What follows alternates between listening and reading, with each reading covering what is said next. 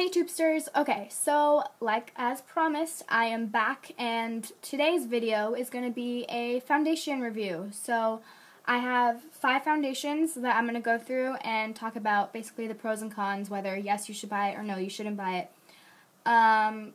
They are in a particular order, but it's not best to worst, worst to best. It's just highest price to lowest price. And to begin, we're going to start with the most expensive, and yeah, it is Laura Mercier's Supreme Oil-Free Foundation. This retails at Sephora for like $43, I believe. I'll put all the links to where you can get this stuff in below. Honestly, I thought this foundation was going to be way better than what I paid for it. I think because of the fact that I paid $43 plus tax, which like rounded up to about like $50. I was really disappointed. Like, when you pay a lot of money for something, your expectations for its outcomes, I guess, is higher. So I thought it would be, it would look so good on my skin. My face wouldn't look oily. Pros, it matches my skin tone. Yes, it's a good foundation in a sense because it does last all day. Cons, it's really, really hard to blend into your skin when you put it on. Because although I use a moisturizer and primer like you're supposed to before you put on foundation, when you put this like on your skin, even if you use a brush, a sponge, I've tried everything. Like my hands, okay, like it works decent with my hands, but even with my hands, like you have to like blend it really fast, otherwise it dries quickly and it kind of like creates like this, like not bubbly, not flaky, but just like you're wearing makeup, but not in a good way kind of like you've been wearing makeup for 2 days and it's starting to like crease. So it looks like just cakey and not pretty when you don't blend it quick enough.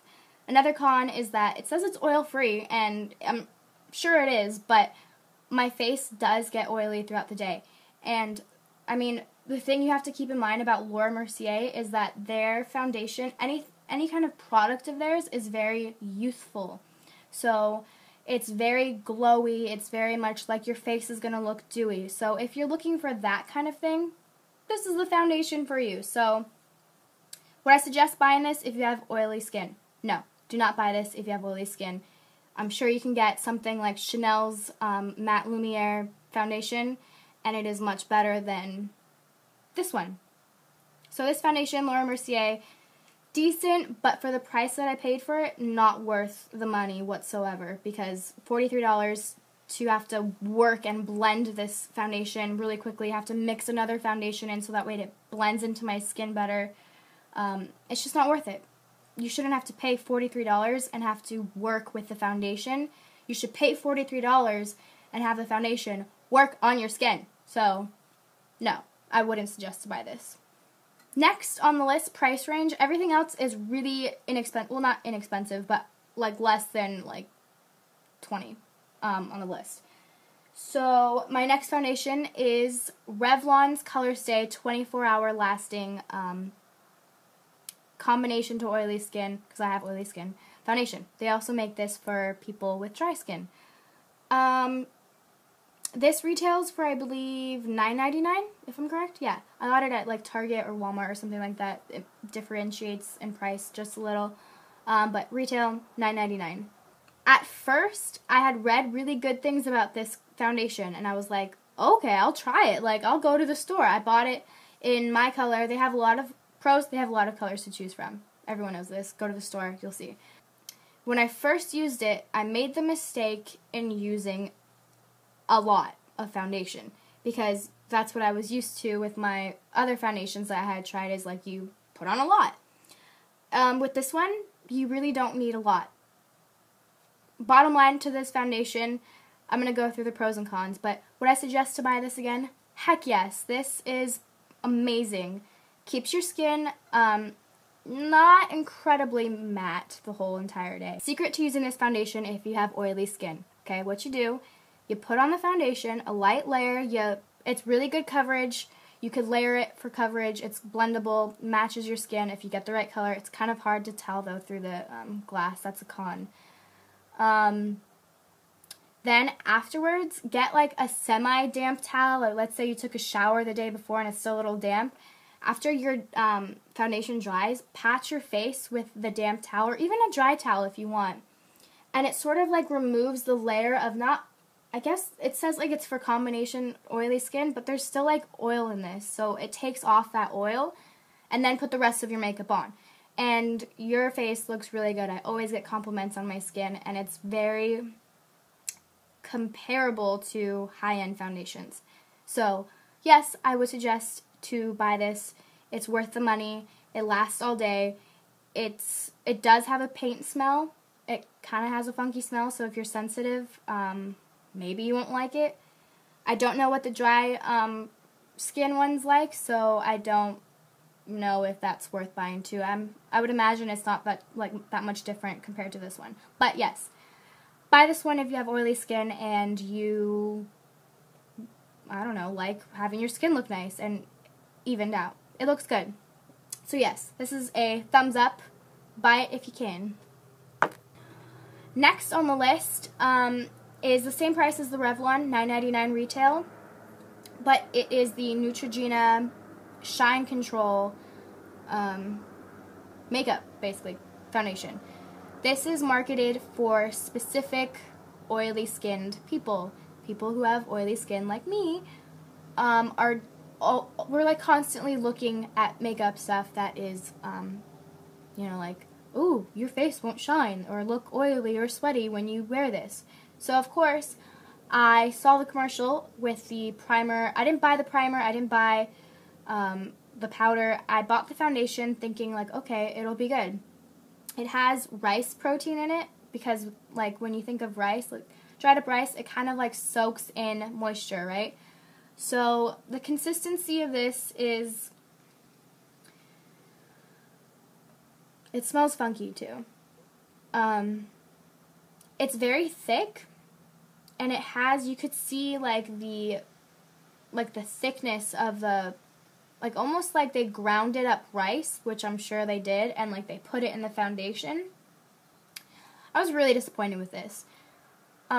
I don't think I would be as disappointed if it wasn't marketed towards oily skin, but because of the fact that in the commercials, in their magazines, it's marketed towards oily skin to prevent shine control, and just, like, I don't like failed promises, and Neutrogena, man, you let me down.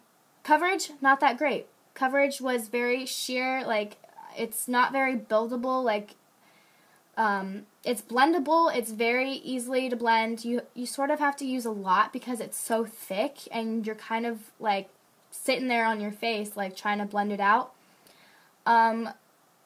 It didn't work for me, like, shine-wise. I got oily, if not more oily, but it just looked sweaty on my, like, it looked like sweat on my skin instead of oil. So it didn't work, and so would I suggest to buy this? No. If you have oily skin, don't buy it. If you have dry to normal skin, I don't know why you're watching this, because this doesn't apply to you, so don't get it. Either way. It's not worth the money. You let me down, bad, Neutrogena. Bad, bad. You need to reformulate this so it's better. No. So, thumbs down. Big time. And next on my foundation review is a foundation that I used to use a lot. I used this when I was like in 8th grade. Like, it's been around forever. This is a little sensitive product of mine. Like, I don't use this anymore because I found out I was actually allergic to it. Every day I would put it on, and like my eyes would like just like they'd kind of sting, and I'd be like, oh god, oh, my allergies in the morning, like, because I'd put on my makeup in the morning, and I'd be thinking, oh, it's my allergies, like, because I'm really sensitive and allergic to a lot of things. I didn't think it was my makeup, so big mistake on my end. This is probably as professional of makeup blending coverage look, like airbrush kind of look wise.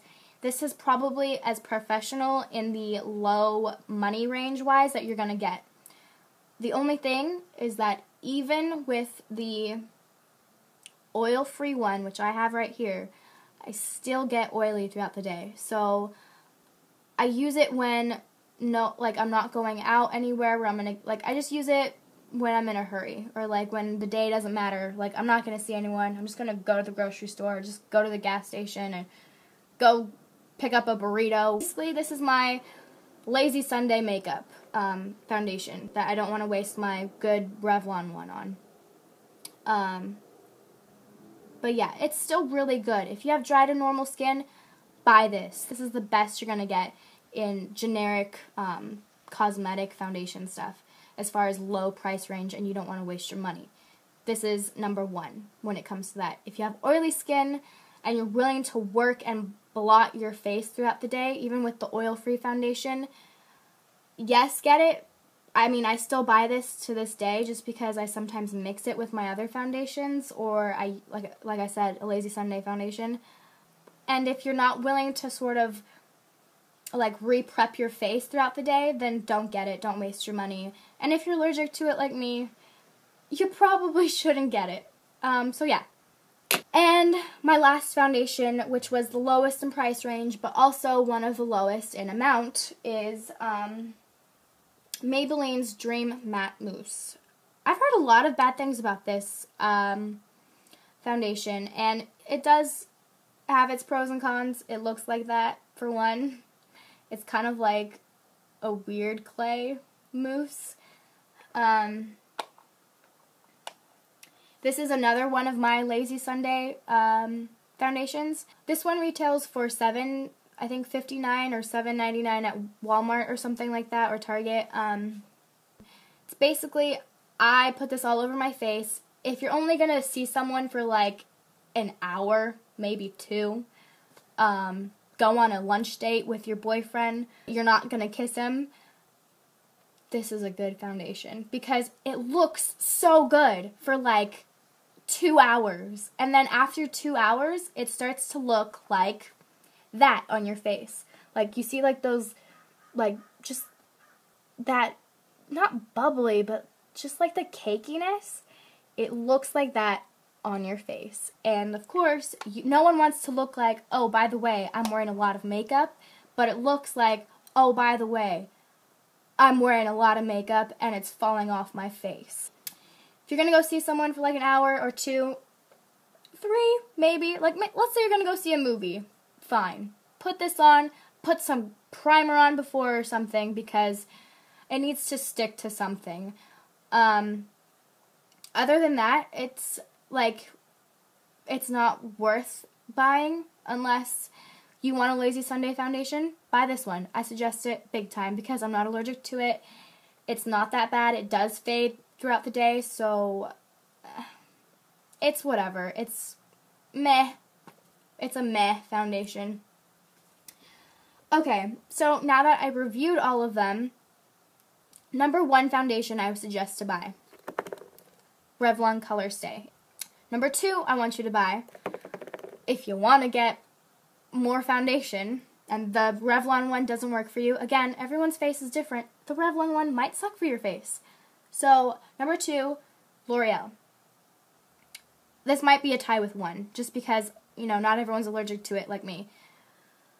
Number 3, I guess the Dream Matte Mousse, just because it's my Lazy Sunday foundation that I wear, along with the L'Oreal. I don't know, I can't get myself to stop buying this, even though it's not that great. I still use it, and I can't stop buying it. So there must be something in here that's good, that, I mean, I just like the appearance of it. Like, I don't know. I'm weird. This is like my number 3. Like, it's decent. It's not as bad as, like, I'm making it out to be. Just, like, in the chin area and, like, the nose area, it starts to, like, come off. So, yeah. Number 3. Which is surprising on my end. I guess number 4 would be Laura Mercier, but because I understand that we're all on, like, a budget, I literally have been wanting to buy this foundation for, like, months. Maybe a year. I've been going into Sephora. I've been looking at every single color they have, making sure that this one matched my skin tone, saved my money up for months so I could purchase this. and they let me down big time because it wasn't that great. For $43, like I said, it was a letdown. You have to work with it. Last and certainly very least, do not buy this if you have oily skin. I'm so disappointed with it. I don't even want to look at you. Go to your corner. I don't even want to throw it away. Like, it's still full, so I feel like maybe if I give it to my sister, maybe, I don't know. I'm such a hoarder when it comes to makeup. I keep makeup that is not good, thinking that magically over time it will turn good, or I will find a way to make it be good. It's my shtick. I really am such a hoarder with makeup. I should stop. I hope you guys liked my reviews on foundation. I really hate wasting my money, and I really like to keep informed about the stuff that I buy. So I really hope this helped you guys sort of eliminate foundations. If you want me to do a review on something else, put it in the suggestion box down below. And also check out Tima's Facebook and their website. Thank you guys again for letting me do videos on YouTube, and I will see you all a little later.